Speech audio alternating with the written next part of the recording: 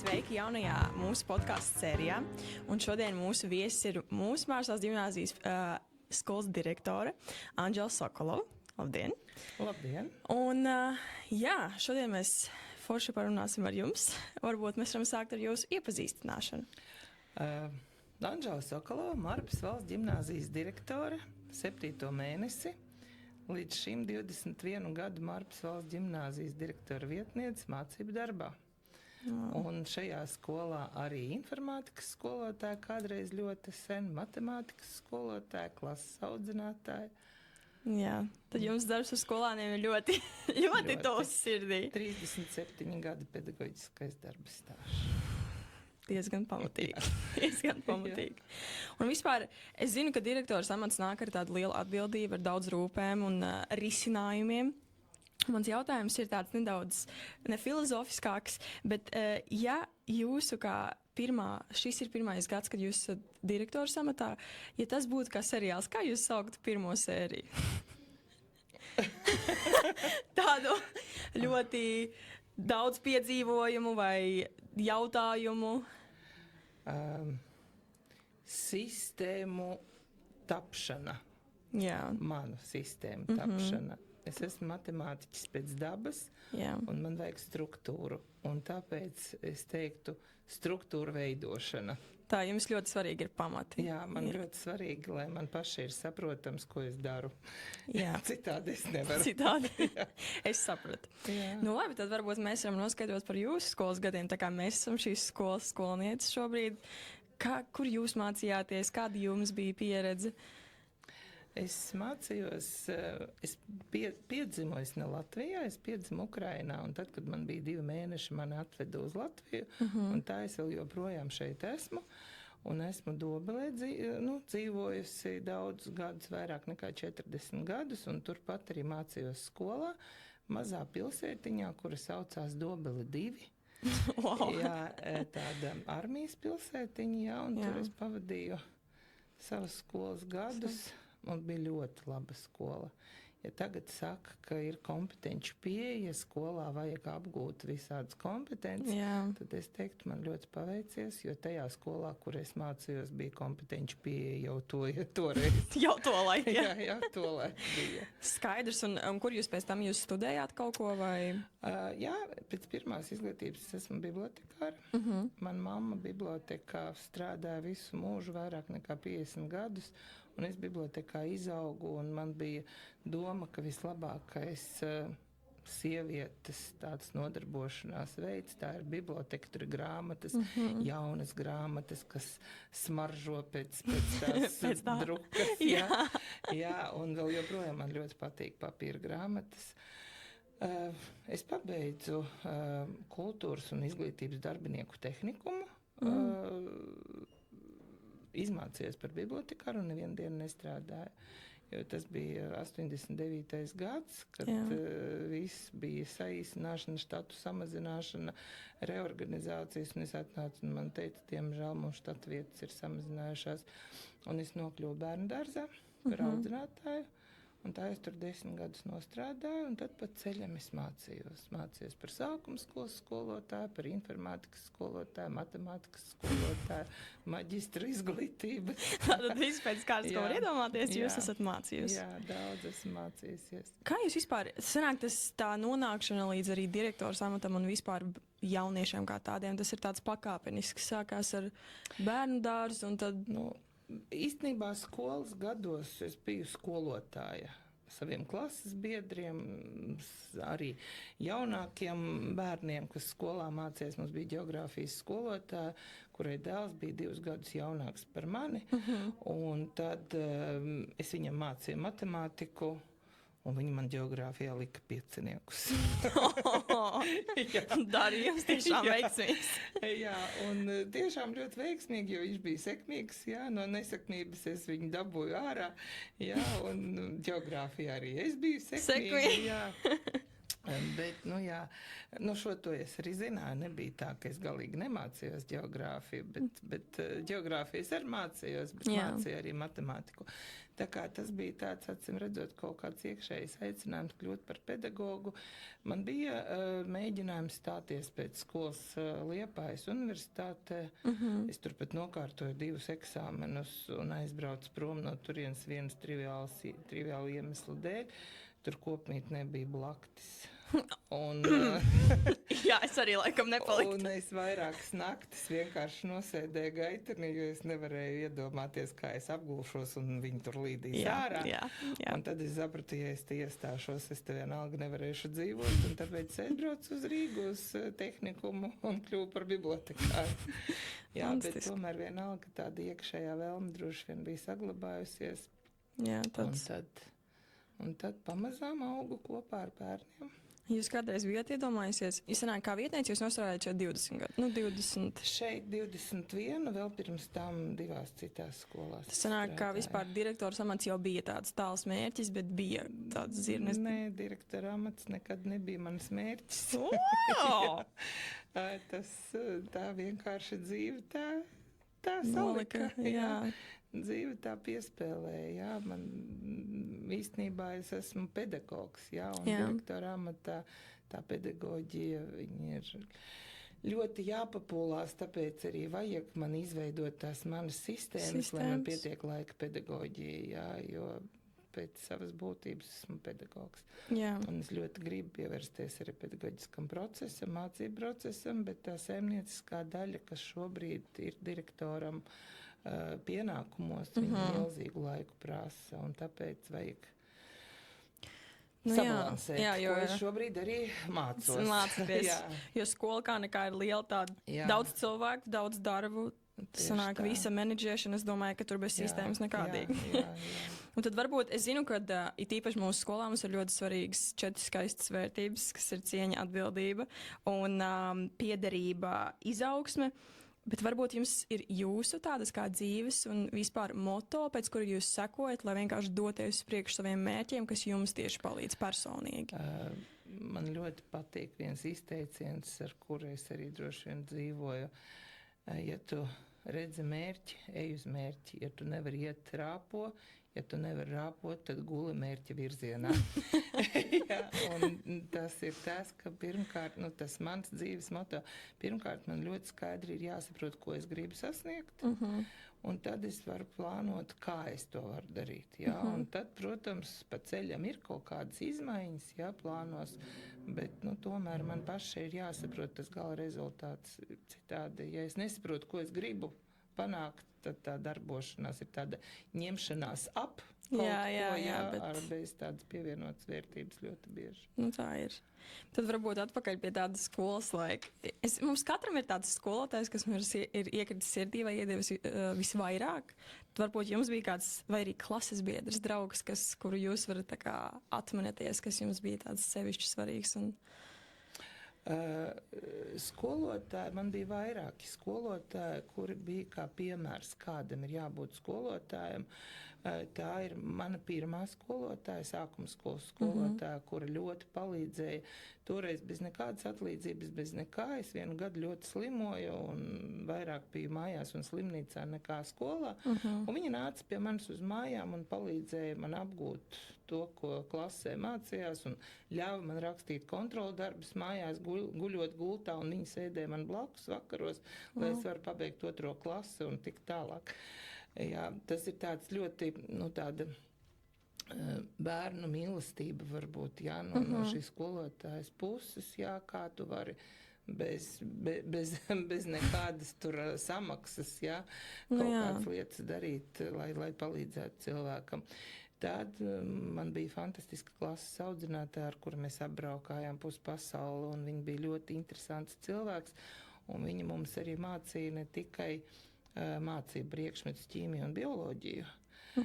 Viņa mums mācīja dzīves gudrību, ir tīpaši meitenēm, jā, kā vajag dzīvot, kā vajag ģimeni veidot, kā vajag kaut kādas lietas tādas ļoti sadzīviskas, jā.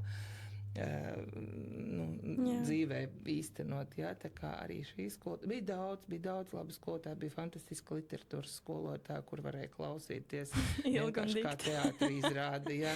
Jā. Ļoti, ļoti interesanti, jā, tā kā bija vairāki skolotāji tādi, kuri droši vien arī tas skolotāja tēls man ir izveidojies no vairākiem cilvēkiem, kur katrs bija ar savu rozīnīti un ienes kaut ko tādu pozitīvu. Skaidrs. Un vairāk ar tādiem hobijiem un varbūt, kā jūs sakat, grāmatas ir kaut kas ļoti tūs. Varbūt jums patīk teātris, opera, vai jums ir kaut kas sevišķi jums vai kāds sporta veids, kuru skatāties? Jums ir kaut kas, ko jūs piekopjat vispār? Pirmkārt, man ļoti paveicies. Mans darbs ir arī mans hobijs. Es tiešām ļoti mīlu to, ko es daru. Jā, un tāpēc es to neuztveru kā kaut kādu ļoti smagu nastu. Jā, bet tas ir tas, kas man patīk, ko man patīk dzīvē darīt, un es esmu ar mieru arī veltīt arī pēc darba laika kaut kādu laiku, lai padarītu kaut ko svarīgu un vajadzīgu. Jā. Bet, protams, visam ir jābūt balansāt. Jā, nevar tikai strādāt. Man ļoti patīk teātris. Jā, un es diezgan bieži eju uz teātri. Jā. Un man ļoti patīk ceļot. Tas ir ļoti svarīgi. Ceļot un nevis, teiksim, braukt kaut kur, tā kā pludmalē gulēt tur nedēļu, un redzēt un sēdēt, bet tiešām ceļot tur, kur var kaut ko redzēt. Es esmu cilvēks, kuram ir jāredz, kuram patīk kaut ko jaunu, kaut ko interesantu piedzīvot. Jā, es neesmu cilvēks, kurš kāps kalnos tur, nezinu, un kaut ko tādu darīs. Jā. Bet staigāt man ļoti patīk dažādas pilsētas, jā, un tādas vecpilsētas staigāt, skatīties arhitektūru, kaut kādas baznīcas, iet paskatīties muzejus, jā, ļoti tas man ļoti uzrunā. Pēdējais ceļojums, kur jūs esat bijusi? Pēdējais ceļojums burtiski tāds pavisam īss bija rudenī, tad, kad vajadzēja drusciņu attelpu, tā bija Milana, es tur neesmu bijusi, jā. Un viņi man neuzrunāja. Tādā ziņā, kā pilsēta, jā. Liela pilsēta, jā, skaista, jā, bet tomēr nebija, man pietrūka kaut kāda šarma, pieņemsim, salīdzinot ar Romu. Roma mani Romā ir tas sapņainums. Tiem visiem apjomiem saviem, viņi mani tā pārsteidza ļoti. Milana, jā, baudāma, skaista, un ar to arī man pietika, un tad mēs vienu dienu teicām, pietiek staigāt par Milanu, jābrauc kaut kur, iekāpām vilcienā un aizbraucām uz Como. Wow. Un tur bija skaisti. Un tad atkal ir tāds, Un tur bija skaisti. Un te es pateicu, šī vieta, kur es gribētu atgriezties. Un šobrīd es tā skatos. Skaties biļetītes vai šodien nav kāds skaists. Kad varētu tur aizbraukt kaut kādā pavasarī vai agrā rudenī, tad, kad tur tā daba viss skaista. Jā, es piekrītu. Izziet. Jums ir bijusi iespēja arī aizbraukt kaut kur ārpus Eiropas vai pārsvarā Eiropas vidū? Ārpus Eiropas bija triviāla Turcija reizi, jā, bet atkal mēs braucām ar domu, ka mēs būsim pilsētā. Jā, un mēs bijām pilsētā, kur arī vecpilsēta ir. Mēs izbraukājām arī pāris ekskursijas, un vienu ekskursiju mēs paņēmām vietējo ekskursiju ar vietējiem cilvēkiem. Un tur mēs redzējām īsto Turciju. Nevis to, ko piedāvā Teistur vai Novatur, skaistu, glancētu glītu, bet tas transports, ar ko mūs veda līdz kuģim, tas vien jau bija piedzīvojums. Jā. Noteikti. Tā kā, un arī varbūt par grāmatām. Jūs esat tuvāk, jums patīk lasīt vairāk latviešu autors vai ārzeņu autori arī, iet grāmatnīcā un izvēlēties, kur... Man patīk lasīt latviešu grāmatas, kas ir oriģināls latviešu grāmatas, latviešu valodā, latviešu rakstnieku rakstītas grāmatas, jā. Tulkotas grāmatas ārzemju, tulkotas uz latviešu valodu man nepatīk, jo tas tulkojums ļoti bieži ir ļoti neveiksmīgs. Jā. Bet es arī ļoti daudz lasu krievu valodā.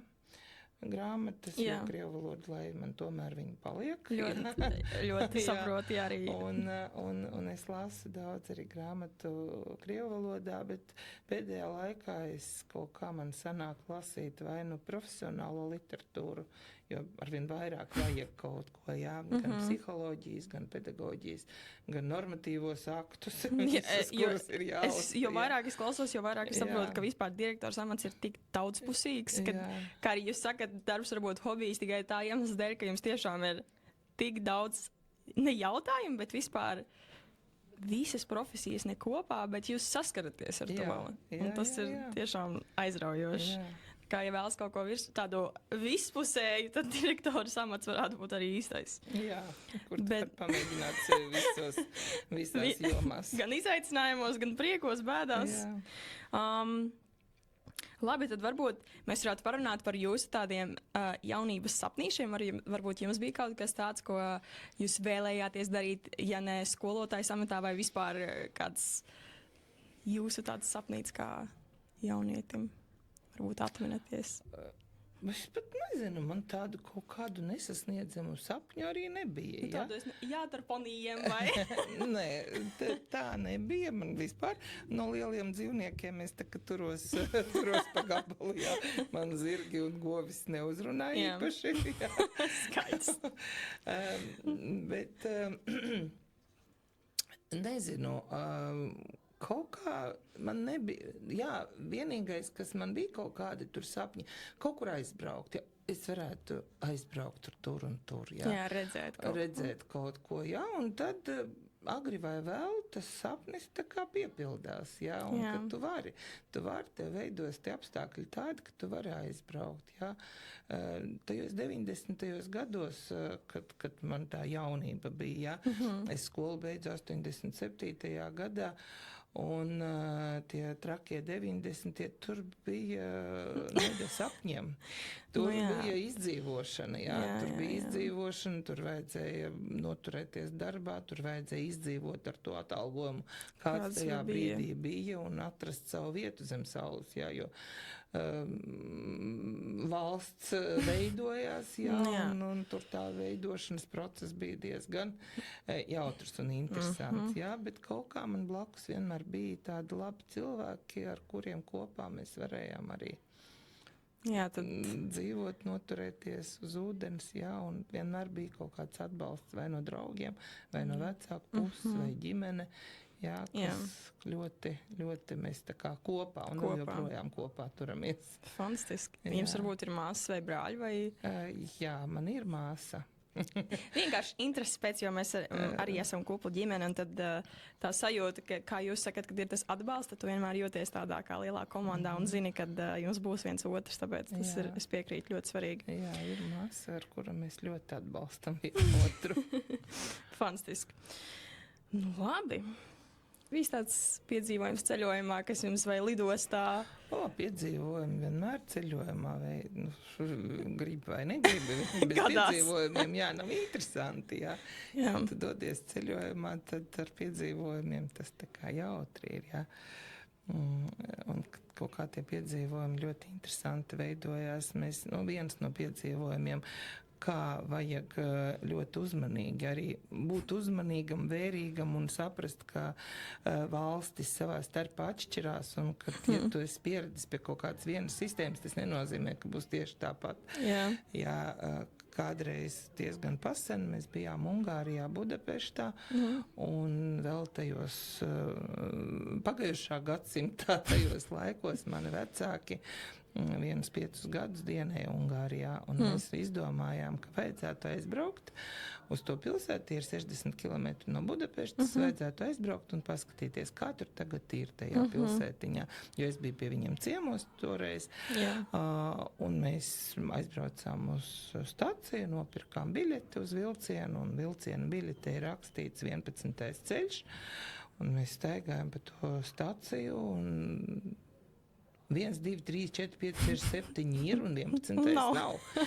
Un mēs meklējam, mums jau biļeti uz noteiktu laiku un tam vilcienam jau tā kā jābūt. un kā nav, tā nav. Un tad mēs atradām vienu, jo tur arī angliski neviens tur tā īpaši nerunāja. Jā, mēs atradām vienu cilvēku, kurš varēja krieviski mums pastāstīt. Viņš mums pateica, ka sākot no 9. ceļa, tie pārējie ceļi atrodas citā stacijā. Un uz turien jābrauc ar metro. Tas ir, fantastisks sajūta tajā brīdī. Un tad mēs skriešas vienkārši, tur bija tik daudz cilvēku tajā stacijā, un tie cilvēki tādi, visi tie vietnamieši, ķīnieši, viņi tur bija pilnas stācijas uz grīdas visur, un mēs smējamies, ka viņi acīm redzot arī nevar savu ceļu atrast, tāpēc viņi tā arī dzīvo. Jā, mēs tad pārbraucām ar metro uz citu staciju un atradām to ceļu un vilcienu un aizbraucām beigās tur, kur gribējām aizbraukt, bet, tas bija tā dīvaini. Izaicinoši. 8 ceļi tev ir vienā stacijā un sākot no 9. tev ir citā stacijā. Un neviens nekur nav rakstīts, tā kā pats par sevi centies lūgu Dievu, ka tiešām ieraudzīs to ciparu 11 kādu brīdi. Jā, tā kā. Skaidrs. Un varbūt tāds jūsu ideālās brīvdienas. Jūs vispār esat tāds jūras cilvēks, pastaigu pa mežu cilvēks vai lēni rīti ar kafiju gultā? Man ļoti patīk mūsu jūra. Tieši pastaigu tādā ietvaros, jā. Man ūdens mūsu jūrā mani galīgi neuzrunā peldēšanai nekādā gada laikā, jo arī vasarā ļoti reti ir tāds ūdens, ļoti kur ir pienains, baudāms. Jā. Tāpēc man pie jūras man ļoti patīk pastaigāties jebkuros laika apstākļos. Jā, un es diezgan bieži mēs arī braucam. Mēs ģimenē esam tie cilvēki, kuri nevar pavadīt brīvdienas guļot uz dīvāna. Ja es dienu noguļu uz dīvāna, man viss sāni sāp, un man liekas, ka diena vienkārši izmesta. Dusmas, ka nekas nav izdarīts. Jā, un mēs ļoti daudz, mēs arī brīvdienās, mēs kaut kur aizbraucam tepat pa Latviju, kaut kur pastaigāties, kaut kur, vai pie kāda ciemos, vai kāds pie mums atbrauc. Jā, tāds ļoti aktīvs, jā. Vecāki man vēl ir, un viņi arī bieži brauc pie mums, un bērns dēls ar sievu un mazbērnu, jā, un tad mums tur tādas brīvdienas ir tādas ļoti raitas. Tas ir ļoti labi. Jā, un aktīvas. Skaidrs, tad piedzīvojumi visu laiku. Un tad, varbūt par jūsu tādiem iekšējiem mērķīšiem. Es zinu, ka jums šo uzdod visticamāk ļoti bieži tieši tā kā direktora amatā par kādi labi jums ir sistēma, bet varbūt ir kaut kas, uz ko jūs cenšaties iet kā ar mērķi tieši mūsu skolā, vai ko jūs vēlaties vairāk jauniešos iedibināt caur tādu jūsu klātbūtni? Varbūt jums ir tās vērtības, es zinu, ka ir tiešām svarīga lieta, kuras arī ir ļoti vērtīgas. Jā. Tas, ko jauniešos gribētos iedibināt, ir tāda mūsu skolai raksturīga kultūra. Kādu mēs gribētu šo kultūru veidot skolā, jā? Kas ir mūsu pieņemtais inteliģents līmenis? Jā. Ģimnāzisti, jā, vēl laucinieki. Jā. Jā. Kaut gan šobrīd es ar šo vārdu ļoti aizskaru lauku skolu. Jā. Es esmu bijusi lauku skolā burtiski vakar vienā lauku skolā. Fantastiska skola, kur fantastiski bērni ar ļoti augstu diezgan kultūru savstarpējām attiecībām. Jā, un līdz ar to tas pat tāda vai nu mēs esam tādi augsti izglītoti un inteliģenti cilvēki, vai tāda zema slāņa. Tas ir tādā uzvedības līmeņa ziņā tāds. Jā, tādi zemā sociālā slāņa būtnes, jā, kuras, tā visie joki zem jostas vietas un tā. Ļoti uz robežas. Jā. Un es gribētu tomēr, lai šī kultūra mums būtu tāda ļoti inteliģenta kultūra, jo pārsvarā Mārupē ir izglītota sabiedrība, jā, un izglītība ir vērtība arī ģimenē. Jā. Un es to jūtu runājot, teiksim, ar vecākiem, ja rodas kaut kādas problēmas, vecāki vienmēr ir gatavi un atsaucīgi risināt un lai tik bērns mācās, ja viņi saprot, ka tā ir vērtīga lieta, ja, ka tā ir vērtība. Un tāpēc, lai mēs veidojam šeit kultūru tādu, kā uzreiz tās ir Mārpas valsts ģimnāzijas, skolnieks. Jā, jo tāda prestiža vieta. Tiešām, ko es neaizdomājos, ir tas, ka to var paveikt tikai, ja mēs to darām kopā. Tas nav tā, ka tie ir 5 vai 10 cilvēki, bet ka tas ir burtiski visas skolas ietveros. Jā. Nu, kā tad savādāk. Un mēs katrs rūpējamies par to, lai tā ir, neesam vienlaidzīgi. Ja es eju un redzu, ka kaut kas nav tā, kā es gribētu, kā mums šeit ir, tad es apstājos un kaut kā reaģēju. Jā. Jo tikko mēs nereaģējam, mēs dodam zaļo gaismu tām darbībām, kuras ir nepieņemamas. Jā. Ja viens dara, otrs saka, ja viņš var, kāpēc es ne? Ja?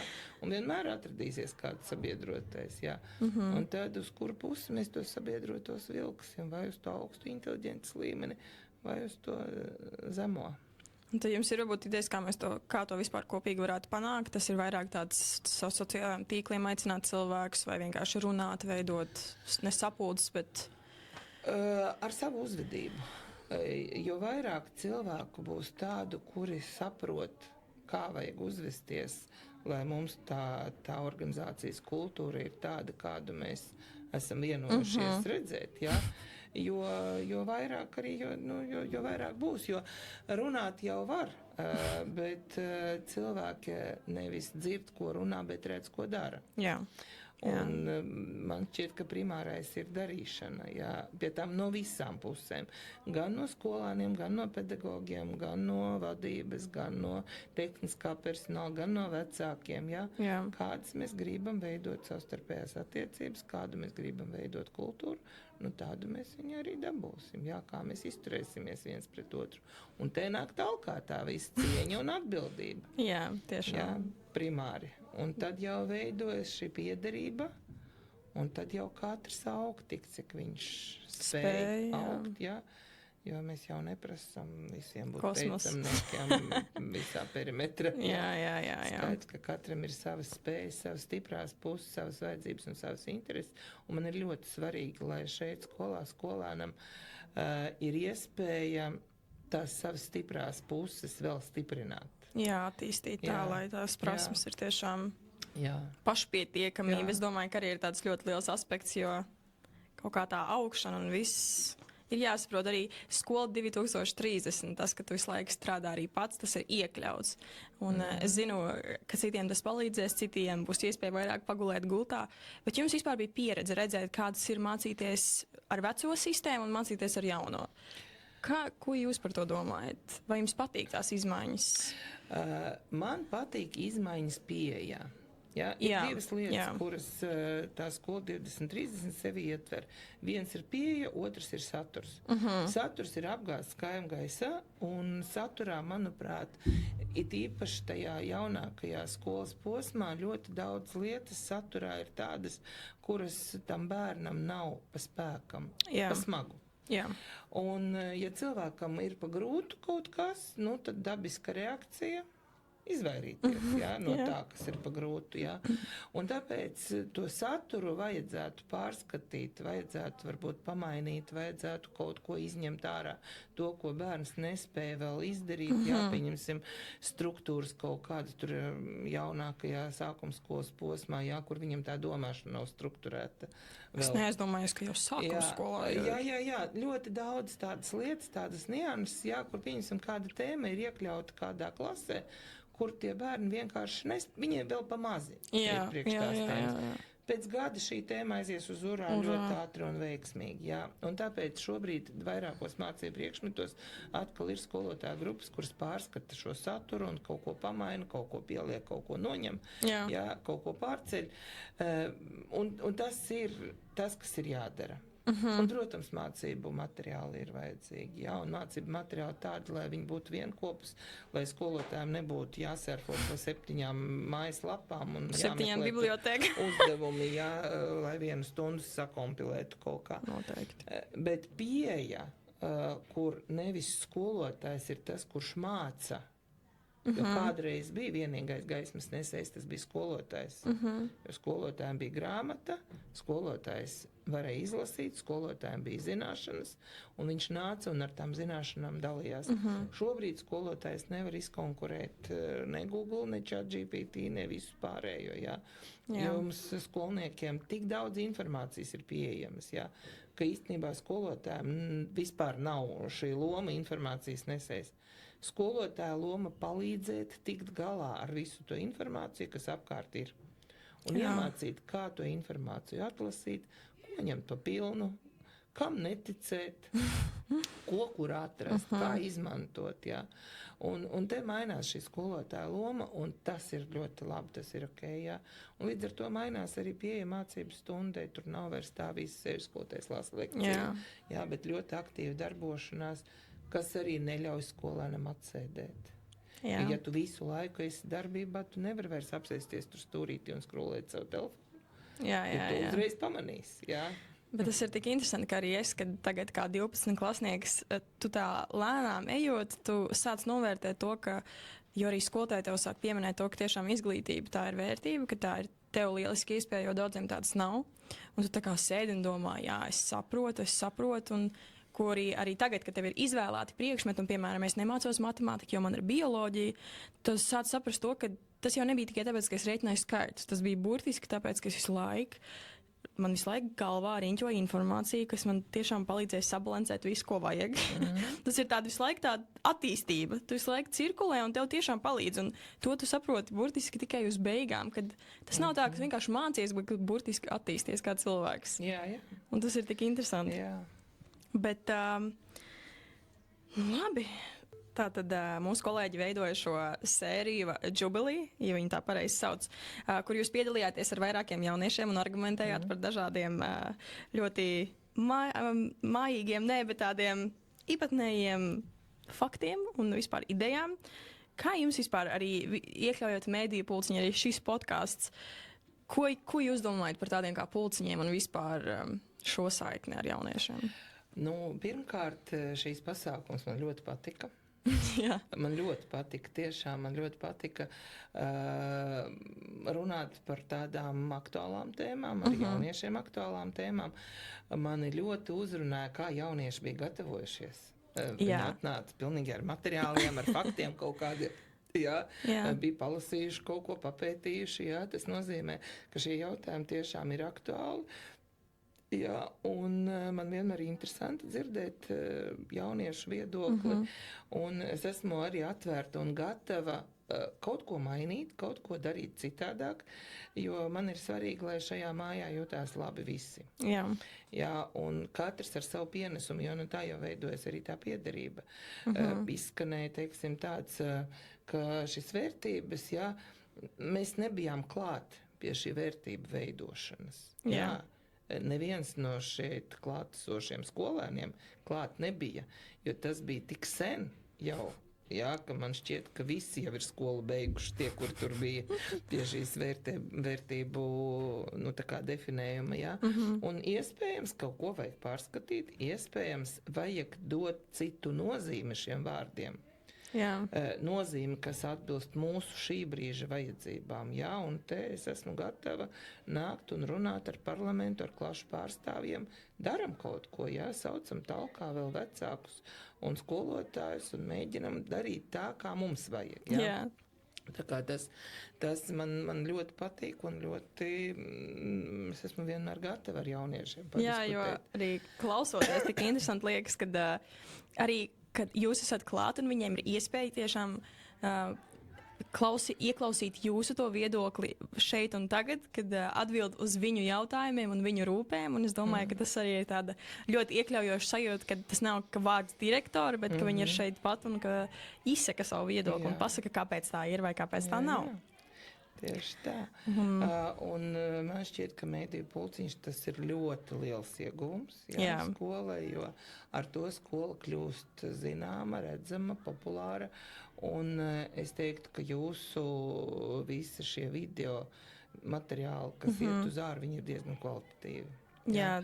Viņi ir kvalitatīvi, līdz ar to tas atkal ceļ skolas tā kā vārdu un prestižu un kultūru un inteliģences līmeni. Jā. Tas nav tā, ka tur kaut ko vienkārši ir un ir, jā. Bet tas ir pārdomāti un diezgan ar mērķi un domu, jā. Tā kā tas to ļoti svarīgi, manuprāt, saglabāt. Jā, es piekrītu. Un meklēt pēctečus, kuri pārņems šo un turpinās tālāk šo iesākto darbu, tā kā šo noteikti nedrīkst pazaudēt. Jo cik interesanti, ka arī viens ir tas prestižs, bet tas, cik daudz iegūstam mēs kā cilvēki, kas vispār to rada, tās ir tik daudz jaunas zināšanas vispār sarunāt cilvēkiem, kas nāk uz podkāstu, visi ciemiņi, tehnoloģijas. Mums ir fantastiski skolotāji, kas mums vienmēr var palīdzēt un ieteikt. Un tas, ka tas iegūms tiešām ir tik divpusīgs, un tagad tiešām ir jāmeklē, kā arī mums, kā mēs esam 12, kas šobrīd vada šo podkāstu, un tad svarīgs uzdevums arī tiešām ir atrast tos īstos cilvēkus, kas to turpinās un rādīs vēl vairāk ideju un tiešām jaunas puses. Jā. Tās runājot par interešu izglītību kopumā, par pulciņiem, man ļoti gribētos, lai mums skolā nodibinās kaut kāda jauno fiziķu, jauno ķīmiķu, jauno biologu skola, matemātiķu, šīs STEM jomas priekšmetu, kaut kāda interešu izglītība, kas varētu drusciņi paplašināt to redzējumu arī uz šiem priekšmetiem. Šobrīd viss atdurās pret resursiem. Pirmais cilvēku resursi, šo priekšmetu skolotāji ir ļoti noslogoti un vēl kaut kur iespraust vēl kaut kādas stundas, tas ir ļoti sarežģīti. Un otrs arī, tīri telpu ziņā arī šī bāze. Kabineti ir aizņemti, notiek stundas un brīvu kabinetu nav, līdz ar to tas viss ir tā kā perspektīvā, bet ļoti liela vēlme man šo lietu tā kā iedzīvināt skolā. Jo man liekas arī interesanti, ka jauniešiem pavērt acis, ka tā nav, piemēram, tikai Mendēļeva ķīmijas tabula vai kaut kādi burtiņi, bet kā man mamma vienmēr stāstīja, tā interese, ka tu iemācies, kā ir taisīt nagulaku vai lūpkrāsu, kā viņas laikos viņai stāstīja, tad liekas tās, wow. Jā. Tā arī ir ķīmija, cilvēki arī ir ķīmija. Ķīmija, fizika un bioloģija ir ap mums. Jā. Tie ir 3 priekšmeti, kuros tiešām mēs dzīvojām visu laiku, visa mūsu sadzīve ir iekš šiem priekšmetiem, jo fizika ir procesi, ķīmija ir sastāvs un bioloģija esam mēs paši un vispār tā visa pasaule, ķermeniskā. Sākot no augiem un beidzot ar cilvēku. Un tad varbūt tāda, es zinu, ka jums arī ir svarīgs komandas darbs, ir īpaši ar jūsu kolēģiem, labajām rokām un vispār kā skolotājiem kopumā. Tad varbūt jums ir veidi, kā jūs vairāk saliedējaties vai ko jūs piekopjat, lai šī saikne būtu labāka un vienmēr tāda? Jā, man tiešām ir ļoti svarīga komanda, man tiešām ir ļoti svarīgi, lai mēs esam kopā līdzīgi domājoši cilvēki, bet ar viedokli. Jā. Man ļoti patīk, ja ir cilvēks personība. Ja? Un mums skolā tiešām pedagogi ir cilvēki personības. Jā, piekrīt. Bija situācija, kad mēs meklējām pedagogu un atnāca pieteikums un ir minēta skola, kurā šis cilvēks ir strādājis pirms tam. Un vēl toreiz direktors Jānis, viņš sazinājās ar tās skolas direktoru un prasa, kādas atsauksmes, un tā atbilde bija, šim cilvēkam vienmēr ir viedoklis par visu. Es saku, ņemam. Ņemam. Mūsējies. Jā. Un līdz ar to ir svarīgi, lai ir viedoklis par lietām. Ir svarīgi, lai cilvēks šo viedokli nebaidās paust, argumentēti un veidot sarunu un nonākt pie tā labākā rezultāta, lai ir ieinteresētība. Nevis vienaldzība. Jā. Ko mēs darām administrācijas komandā? Mums ir šobrīd atrunāti pienākumi. Jā. Mēs ļoti sekojam līdzi un vērojam, lai tie pienākumi ir sabalansēti, lai nav tā, ka viens tur mirst nost un otrs dzīvo tādā relaksā. Katram cilvēkam kādu brīdi ir šādi te saspringti momenti un ir arī tādi vieglāki, jā, bet lai tas būtu arī, tā kā balansā. Tas, ko mēs darām administrācijā, mēs veidojam kopīgus pasākumus, mēs svinam dzimšanas dienas, mēs ejam uz teātri, mēs ejam ciemos viens pie otra, jā, tā kā veidojam arī tādu neformālas attiecības. Ar kolektīvu, visu pedagoģu kolektīvu, tas ir ļoti grūti, mēs esam 122 cilvēki, jā. Un ja arī mēs gribētu aizbraukt kaut kur kopā, tad tie ir 3 autobusi gandrīz, jā, un tas ir ļoti sarežģīti. Bet arī mēs cenšamies, mums ir viens pasākums, kurā tiešām visi ir kopā. Ar maziem izņēmumiem, ļoti objektīviem, tā ir Vasaras akadēmija, kad mēs augustā braucam uz 2 dienām, visi skolotāji kaut kur, un tur mēs strādājam, tur mēs mācamies, tur mēs atpūšamies, vakarā nakšņojam tur, jā, un tur tiešām, nebrauc tikai tie, kuriem ir kaut kādi ļoti objektīvi apstākļi, kaut kāda nometne vai kaut kāda tur konferences svarīga vai kaut kāds. Tas ir tāds vienreiz gadā pasākums. Tad mēs cenšamies arī svētkus svinēt, dzimšanas dienās sveikt, bet nevis tā, ka visi 122, bet savstarpēji. Savā tādā komunā. Jā. Un arī tas, kas ir ļoti būtisks, tāda kolektīva vienošanai un komandas veidošana, tas ir kopīgs mērķis. Jā, noteikti. Un kopīgi mērķi, kur mēs visi, katrs saprotam, kur mēs ejam, un tad jau katrs to ceļu var izvēlēties tādu, kāda viņam ir patīkama un vajadzīga, jā. Bet lai mēs tur satiktos tajā vienā punktā visi, un saprastu, ka, šits mums sanāca. Patīk un sanāca. Nākamo, tagad ejam tālāk, jā. Šīs mums viens bija no mērķiem valsts ģimnāzijas status, jā. Un viņš ir? Un viņš ir, jā, jo mēs tiešām ļoti mērķiecīgi strādājam visi pedagoģi, nešķirojot, sākot no 1. klases, beidzot ar 12. Un, lai iegūtu šo, tur ir jābūt rezultātiem, tur ir jābūt dokumentiem, jā? Jā, tur ir jābūt rezultātiem. Tajos laikos vajadzēja, lai centralizētu eksāmenu rezultāts pārsniedz valsts rezultātu vismaz par 10%. Un tur vajadzēja metodisko darbu, vajadzēja, lai pedagogi dalās pieredze ar citiem, vajadzēja noteikt skolēnu skaitu, un visas tās prasības mēs izpildījām un sniedzām dokumentus pirmo reizi, un mums pateica, ne 1,6 neder, 1,6 jāatdala. Un tikai 7,12 ir valsts ģimnāzija. Mēs teicām, nē, neatdalīsim, mums 1,6 ir mīļi, un viņi ir mūsēja, un ja nē, tad nē. Un pēc gada pārskatīja likumu, un tad nomainīja uz to, ka valsts ģimnāzija var būt ar 1,12. Un tad mēs sniedzām atkārtoti pieteikumu, un tad 19. februārī 19. gadā no rīta ministru kabinets pieņēma lēmumu piešķirt mums valsts ģimnāzijas statusu, un vakarā tajā pašā dienā skolotāja Linda Kavaļevska un Līga Lakstkalna dabūja ekscelences balvu. Wow! Jā. Daudz balvu un daudz ieguvumu. Ļoti zīmīga diena, 19. februārs 19. gadā, jā. Fantastiski. Fantastiski. Labi, tad varbūt nobeigumā jūs varētu pateikt tādu, ko jūs sev teiktu 16 gados? Ko jūs sev gribētu iečukstēt austiņā, zinot, kas ir bijis vai nebijis, tādu ne moto, bet vienkārši sev?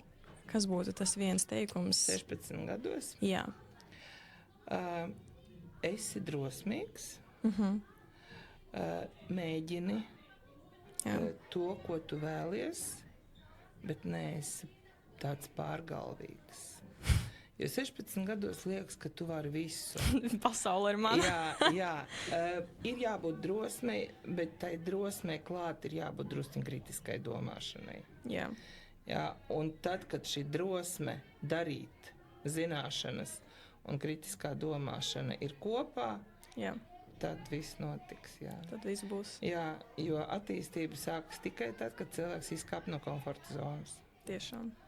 Un jābūt drosmei izkāpt no komforta zonas, Bet ir arī jādomā ar galvu, ko es tur darīšu, tad, kad es esmu iekāpis tur. Jā, tajā. Komforta zonā. Skaidrs. Jā. Nu, labi, paldies jums liels. Paldies. Un tad redzēsim jūs nākamajā podcastu sērijā. Tā kā paldies. Jā.